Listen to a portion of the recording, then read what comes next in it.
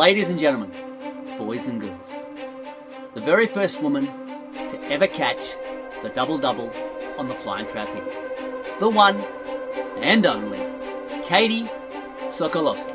Vous avez signalé qu'elle est la seule femme au monde à tenter, et bien souvent à réussir cet exercice périlleux. Il s'agit d'un double salto, double pirouette. Elle s'appelle Katie Sokolowski.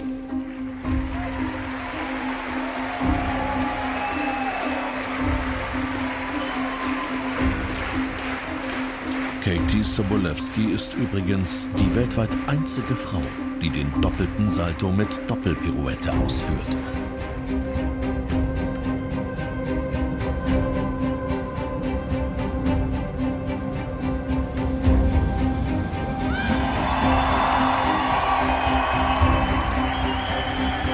Elle est la seule femme au monde à réussir cet exercice périlleux. Double saut périlleux, double pirouette. Elle s'appelle Katie Sokolowski. Katie Sokolowski, how are you? Welcome to Flyte. How you doing? Hi, pretty good. Yeah, it's a rainy day in Las Vegas, so it's a little different than normal. All right. So how's everything been? I haven't seen you for a very long time. It's true. Yeah. Living the dream. I don't really have any complaints. I love my life. I love my job. I love what I do, and I'm excited to talk to you about it. Awesome. So how's Cirque du Soleil been for you? Great. So yeah, I'm coming up on my 4-year anniversary. It's definitely the longest time I've worked at one place rather than kind of traveling from gig to gig or city to city. So it's definitely a different experience being in a residential show and being able to put down some roots and have some stability. But yeah, I'm enjoying the work-life balance. Awesome. And I just wanted to say, congratulations. Double, the first woman in the world. How do you feel about that? That's just crazy. It's pretty special. It's really amazing. Yeah, I'm really proud and still kind of in disbelief, but at the same time, it can feel like any other trick, you know? So it's Any other trick? great. I don't know. I was doing the double, didn't feel like any other trick. You know, it wasn't an easy thing to achieve, but that's so good. That's awesome. And I just wanted to Definitely. talk to you a little bit about your background, where you came from where you started. You started in gymnastics, right? Yes. Yeah, I was a competitive gymnast my whole life, and I kind of got to the point where I was thinking about college, and it was either do I try to get a gymnastics scholarship and go to college through gymnastics, or do I want to focus on academics? And at this time in my career, I was starting to get mental blocks, especially on balance beam, and I was like fighting myself to be able to do the things I knew I was capable of, but was just hitting a block, you know? And so at that point, I decided, okay, let me take a step back and focus on academics. I was still in the gym as much as I was before, and I started coaching, which is probably where that passion also started. And I ended up seeing Lanuva. It was a Cirque show in Orlando for my graduation present from high school, and I was blown away. Like, I just didn't know that this circus world existed. It was completely new to me. I was like, I want to do that. I could do that. Wow. And then the trapeze act happened, and I was just really blown away. Like, I'd never seen anything like it. And fast forward a couple months after the summer, I'm at Florida State University, the college I went to, and I had so much time on my hands because I was always in school all day and then in the gym until night, you know? And I had way more time on my hands, and I'm just walking around the campus, seeing the sights, and there's this massive circus tent, like beautiful, huge circus tent. And I'm like, what is this all about? And see this big poster, audition now. So I walked right in, signed up for an audition, and yeah, the rest is history. That's so good. But you did Russian bar, right? Is that what you started doing? Yeah, so at Florida State, the audition process, they kind of choose which discipline based on how you audition that you will do. And yeah, so it was kind of crazy, like coming from this mental block that I had on balance beam in gymnastics, and then getting presented you're going to do Russian bar in the circus. And I like, of course, I'm like, I have no idea what that means. I'm Googling it, YouTube Russian bar. And once I finally figured it out, my jaw was on the floor. Like, what? Were you a little And bit it's just sad when it crazy was an because, actual, a real Russian bar? You know, like a oh my bar. gosh, I don't know if that ever crossed my mind. But yeah, it was crazy because I just remember like all the thoughts that I had when I was a gymnast, then flood to my brain. And I was like, oh, remember you wished the beam was bouncier? You always said it would be easier if it was bouncier. It was like, yeah, it was a whole new way to like rewrite my story and kind of take power and, leave that fear behind. And a lot of the coaching I did helped with that as well because, when you're enveloped in it, you don't really see it from the outside. But then once I started coaching and I coached throughout college as well, I coached gymnastics and I would see kids struggling with the same thing who were super talented, but they were stuck in this mental block place. And so Yeah. I think the experience of seeing that and then having this second attempt kind of to rewrite that part of my life and really like be brave. And yeah, it was really, I think it was a really good thing for me as like my human development. Like it was really, really important. But yeah, I never was strong enough at FSU to meet the strength requirements that they required to do flying trapeze. So I would always be watching their practices like, wow, I really want to do that. Wow, I really want to do that. And I think that also helped fuel the desire and the passion that I had was not being able to have the opportunity to try that act, which I thought I would be pretty good at. You did a lot. We were with Dolly Parton for a year working together. And it's crazy all the different disciplines we had to do. And you always managed to just smash it. You did the silks, the tumbling. And what else did you do? You did the Russian bar. So many different disciplines, the Chinese pole, so I Oh think you were yeah. pretty strong, and you're always saying, I want to go and do trapeze, go back to trapeze. And yeah, I used to listen to you, going, yeah, we used to talk about it, but actually that you really did it. And then you got to where you got to. It's unbelievable, honestly. And I'm so happy for you and so proud that you are doing what you were doing. It's just absolutely amazing. And you should be so happy because it's great. You took on a mission and you smashed it. You really did. This is why Thank, I'm doing this show, thank is you to so talk to much. people like yourself, that want to achieve things and do great things and have a channel where people can talk about their experiences, so sort of the next generation can see and women like yourself that, are in blocks and stuff in life and are trying to do these things. And, this is why I created Flyte for people like It's yourself. amazing. I'm so glad. Yeah, it's really awesome to hear all the other stories you've shared. I've listened to all of them so far. It's pretty cool space and I totally support you. And Thank yeah, you. going back with the like all the disciplines, I really think gymnastics prepares you for anything. Like It's true. I me and always one say of that me too. yeah, me and my good friend, we have a saying and he was a gymnast as well. And it's like if a gymnast can't do something, it's likely because you are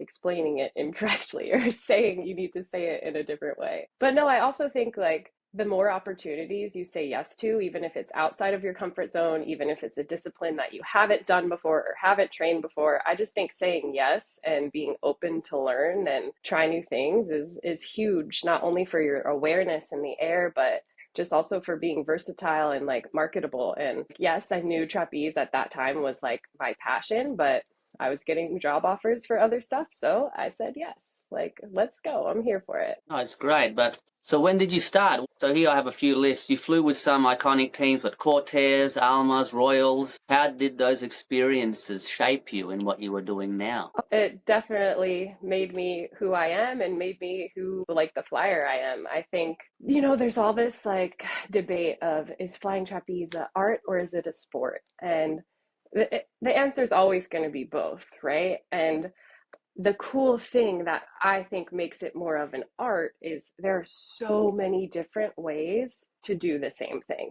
There's so many different techniques, there's different timings, there's different just ways to get the same thing more or less accomplished. So I think with each different troupe that I was at, there's always a little bit of a different way of doing things. And with that, you take kind of what works for your body or what works for your strength or and it's not only like the physical techniques, it's the vibe, the energy, how you connect with your teammates, how you connect with your catcher, how you support each other, how you like make yourself motivated or compete, like all of these things that every different troop is different, and it's so beautiful, and you can kind of take what works best for you, and it will always have like a lasting impression, you know. And I think like it's really, really cool. And I'm so grateful to have had the opportunity to learn from so many different people on my path with different perspectives. And they have different ways of explaining things that can like, oh, light bulb moment, just like Yes. suddenly make the thing make sense, you know? I'm so grateful for every single troop I've worked for, all the way from FSU up until like my team now at Mister. Like I am so blessed. Yeah, that's great. I also, like, I traveled most of my life. I think I had most probably around 30 to 40 catches in my life, and I just didn't stop. You know, I went all the way to Venezuela, South America. I ended up in the US. I ended up in China. I ended up in Greece. I ended up in some amazing places and working for some amazing people with this art. You know, and it's just so great. You put on your grips and go. You know, I truly loved it. I Yeah. truly loved what I was doing. Yeah, But I've anyway, I've been on many teams where you don't even speak the same language, but you can yeah. still communicate because, you know, trapeze, it's universal. Yes, that's right. That's right. But anyway, what made you decide to chase a double twisting double? I don't know. It's very odd Okay. for a woman to say, you know, that's what I want to do, and I don't. In a way, I think that's why it hasn't been sort of done. And also the complexity of it. You know, it's not easy trick to do. You know, to say I'm Yeah, going to I do this. I think you just highlighted it perfectly. Like there's this social component, right, of like what a woman is expected to do on the trapeze. And often that can be something like as easy as a split and just stand there and look pretty. Like we don't need you for that, you know? Yeah, And there's also the physical component of it's really hard. Like you have to be super dialed in, you have to be very precise. The height and the timing has to be correct. You know, like there's all those little details that have to be spot on. So I think it's both of those things definitely affect why it took so long for it to happen, you know? And already, like with me doing it, there's already another woman who's accomplished it, Judith Caballero, and it's just like so amazing. And I hope we can keep that momentum and keep great. inspiring and Women empowering power. women and like, no, we can do this. Exactly. Girl power. So yeah, I think the first time I was like inspired by the double double was seeing the way my friend Aston Nevis did it. He just flew with such style and Yes, sass, and he would have these split legs and a little stag. And I think that's something I obviously took away from him and like really inspired me to like move poetically in the air and not just like with technical precision, you know, you can make it flourished a little bit. So seeing him was definitely my first inspiration of, wow, that's so beautiful. I wish I could do that. And then over the pandemic, I was training at Emerald City Trapeze in Seattle, Washington, and there was a coach there who passed through. His name is Paul Triconia. And at that point, I was throwing double layouts and a full twisting double layout. And he was like, oh, I was also working on triples. And he came in and he's like, okay, like what's something you really want to do? And I like kind of said the stuff I was already working on, you know? And he was like, no, absolutely not. You already do that stuff. Like, no, what's something you really want to do on the trapeze? And like, I don't care how far fetched it sounds. I don't care how scared you are to say it. Like, tell me. And I was like, oof, he means business. Like, you know, instantly my heart was racing. Like I wasn't even ready to say it out loud, to like speak it into existence, you know? And this guy was like, I told him and he was like, oh, easy. Let's do it today. Wait, what? Like, yeah, put on the twisting belt, like, let's go. And he just really like transformed my flying. We worked on a lot of really specific timings of the swing and of the take off the bar. And I did probably maybe a week of it in lines, and then it started to get kind of dangerous because, you know, lines can get wrapped and all this yes. stuff. And he told me like, hey, look, it's at the point where I would be like 1.5 twisted and I could see the line like crossing my face mid twists, and I would like grab it and try to like get it out of the way. And he was like, Katie, I think you're aware enough. We don't need this anymore. Yeah, he really gave me that push to just go for it. And not only that, he gave me so many conditioning drills to do on the ground to mimic the body position I would need to be in. And we worked double fulls on trampoline, like you name it. He made it seem like a progression that we would do in gymnastics and gave me very relevant tools on the ground, on other apparatuses and ways to transform it. And he would just be like, look, it's just a double full. You do this. Like, it's just a double full. It's not this big, grand thing that you, if you think of it like that, you're going to see it like Mount Everest, and it's going to be so hard for you to accomplish it. He's like, you need to make it like, oh, it's a regular trick. Oh, this is just a double full. Oh, it's just something I'm going to do. Like, so I really tried to adapt to that mentality, and reps and reps and reps and reps and reps and reps. You name it. I did it a million times. But you also went on to do a triple. How crazy is that? Yeah. Pretty So cool. good. Joined that list.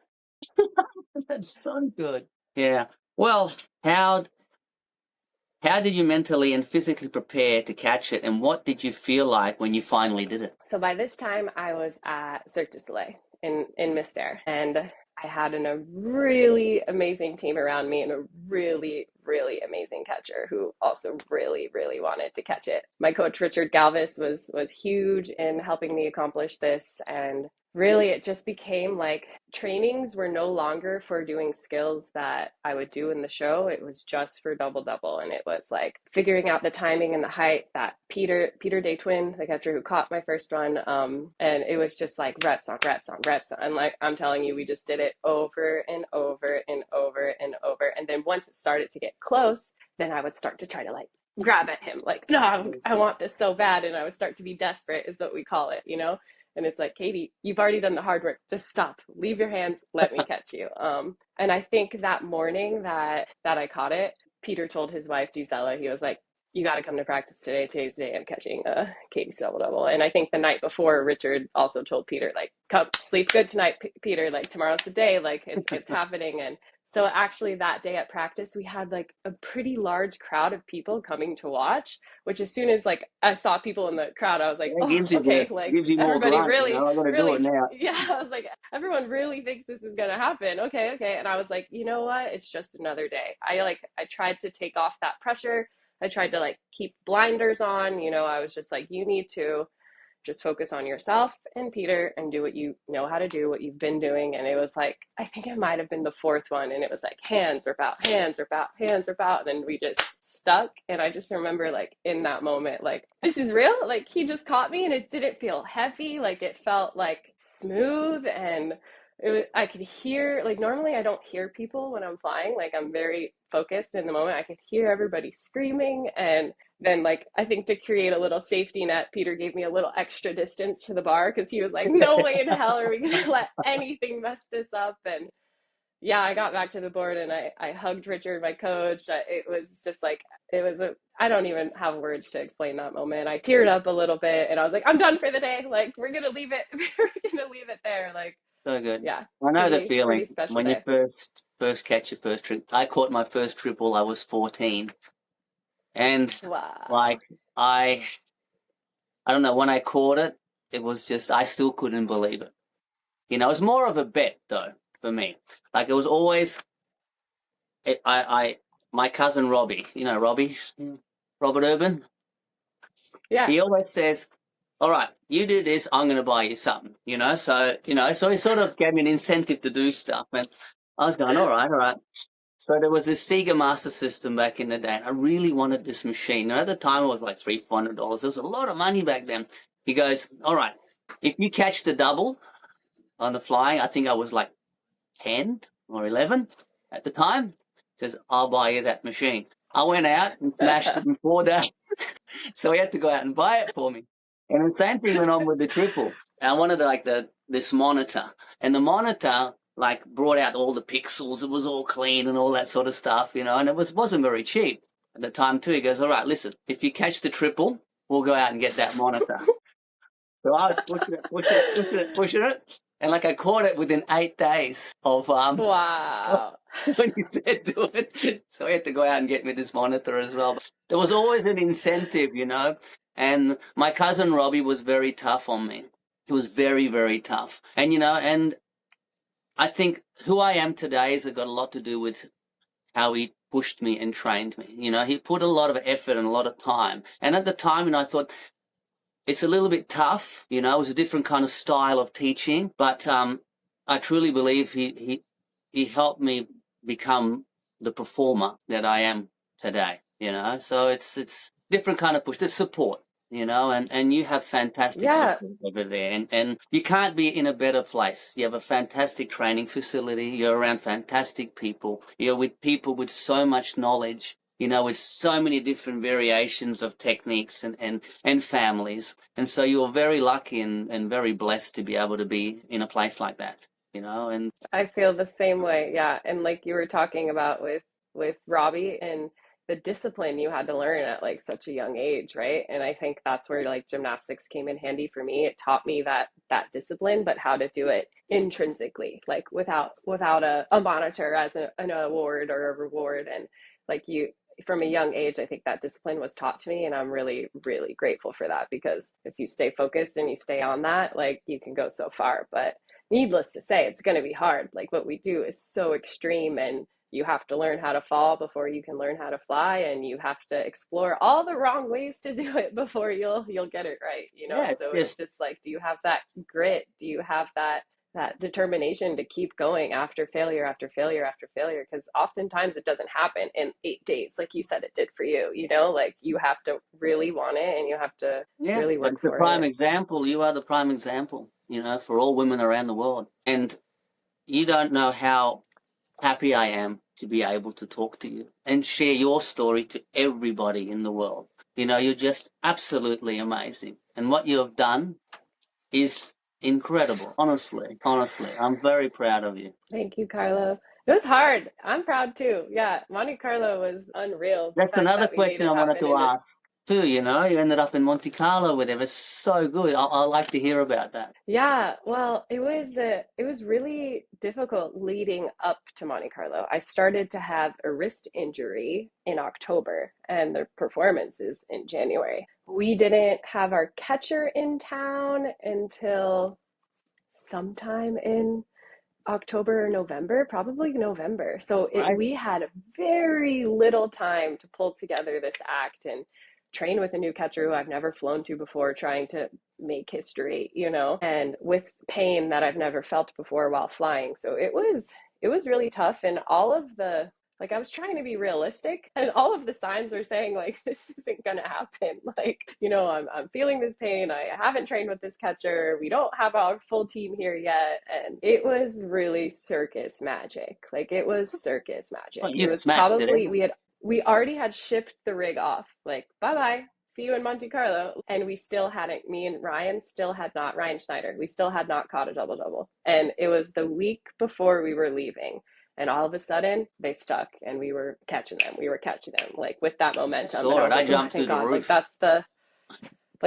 That's the inspiration we need to keep riding this wave, And we got there, and it was the same thing. All of the stars aligned. It was really just like it was meant to be, and the pressure and knowing that the audience knows what they're looking at, like to a T, they notice everything. Like it was so unreal. And I kind of tried the same thing. I tried to just like have the blinders on, really focus on me, myself, and my team, and that connection and that energy we had. And once we would catch it, I could like finally take a deep breath and like be in the moment and hear everybody and see the princess standing, and just like unreal, unreal. So how did you feel when they awarded you the bronze medal? That must have been when they call your name out, and then you walk there and they say, this is what, here's the golden clown. Yeah, it was amazing. We got the bronze, but I did borrow him. So very, very exciting. Oh my God. Honestly, the story goes, we were pretty confused. Not my team and I, Pneumatic Arts, we didn't exactly know what was happening. We were like,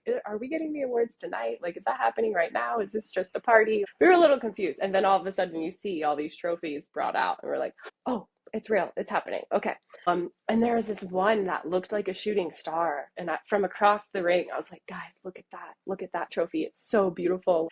And we actually got awarded that prize first, the one that I saw, and was just like, it's so beautiful. And I have that one here too. Oh my God. This one, a special prize. Oh, yeah. good. I think it's so cute. And so that happened before they gave out the clowns, and I was already in shock. Like I felt like I manifested it, I was like, that one over there is so pretty. And then there we were with it, it was just unreal. I also had a lot of friends there competing at Monte Carlo at the same time as me, and many of them also won clowns. So altogether, it just felt like the biggest celebration. And like, yes, all of our hard work finally paid off. We did what we didn't even really believe we could do ourselves, and it was just unreal. Like, it really feels like a dream. Like, I don't, I still like don't necessarily think I've processed it completely and fully.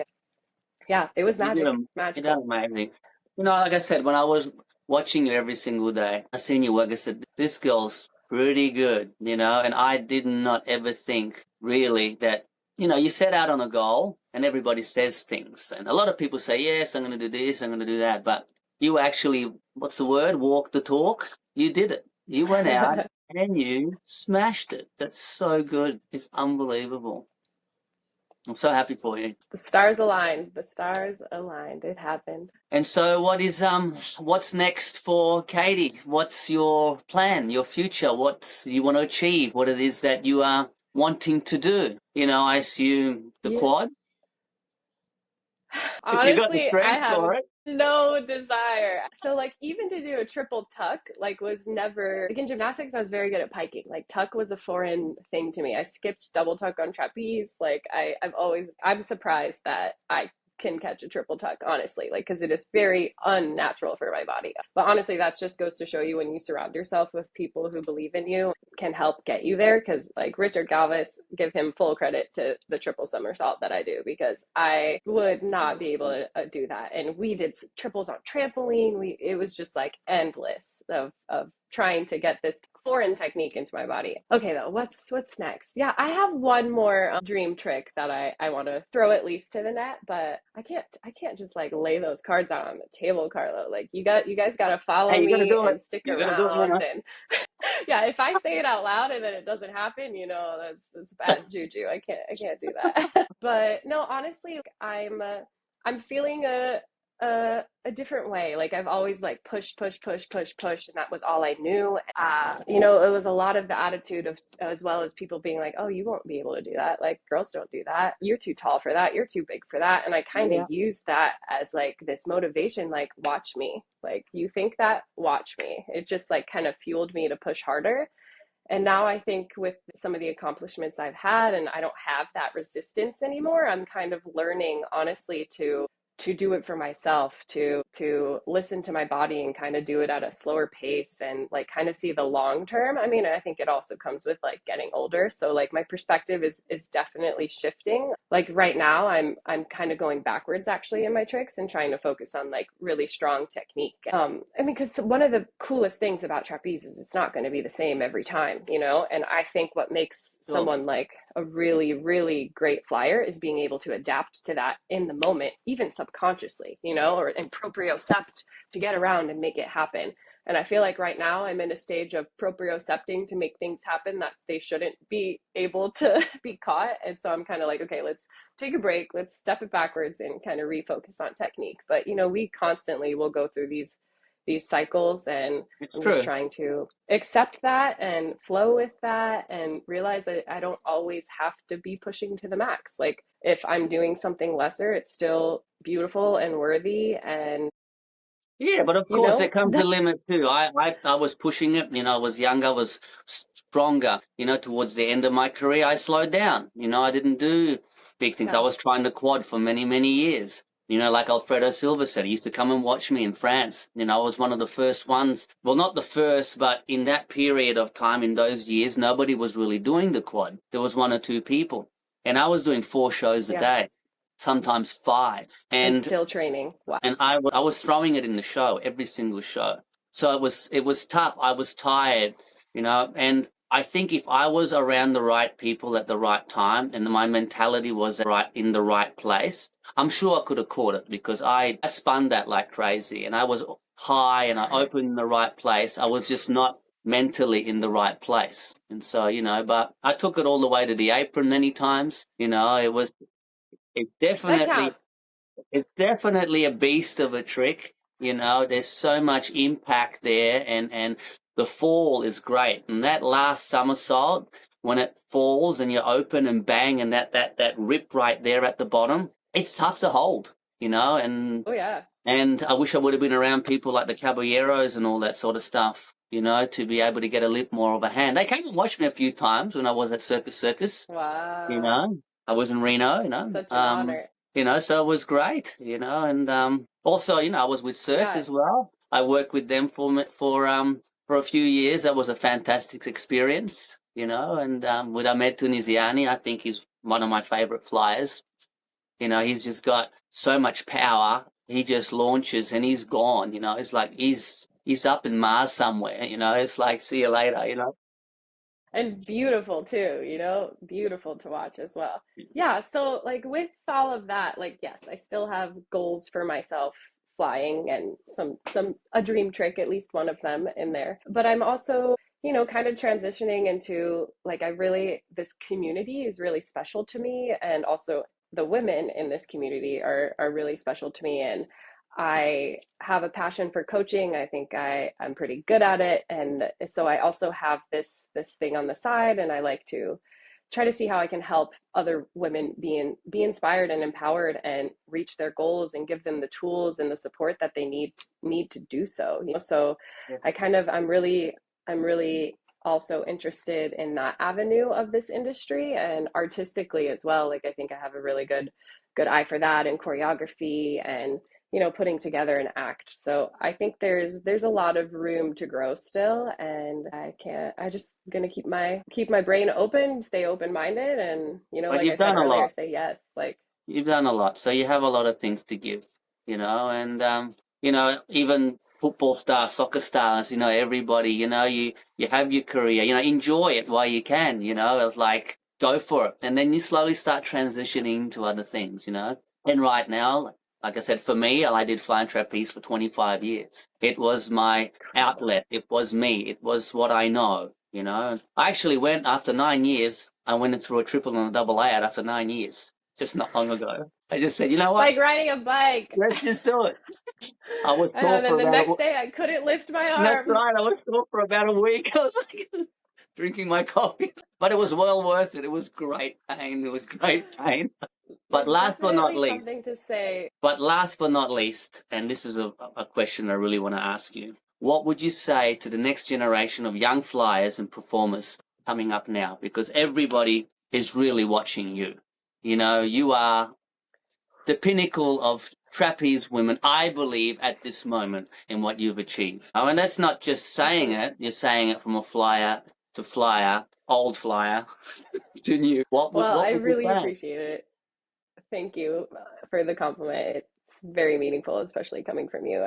It's yeah, it blows my mind when people say things like that. But you know, I think this industry is really competitive. It's hard. It's dog eat dog. You know, in the Cirque du Soleil industry itself, there are four female flying trapeze positions. Like it's super, super, super competitive. And with the dynamic of number one, how hard the act is, but also how hard the community can be, because when you're trying to get into these very limited spots, like you have to be willing to work hard, like so, so, so hard for it. You have to have that bleeding passion for it and that grit, and just be willing for people to tell you no and people to tell you you can't, and to be ready and willing and equipped to face all of that adversity and believe in yourself. I will, watch me. Like if you need that unwritten Yeah, passion and determination in order to succeed in this industry, and just like don't give up, because it will be hard.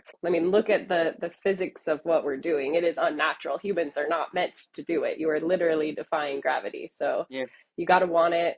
Like one of my little mantras and mottos is, if you're going to dream hard, you have to work harder. So you have to put the behind the scenes work in. You have to condition, you have to stretch, you have to rest and recover. Like all of this, and nutrition and sleep, all of this is so, so, so crucial to being able to do it, and being able to do it for a long time. And kind of with what I've been saying before, like, and say yes to opportunities, even if it's outside of your comfort zone. Like be open-minded, be ready to adapt and versatile, and you know, just say yes, take those opportunities, take those chances, and don't look back. that's great.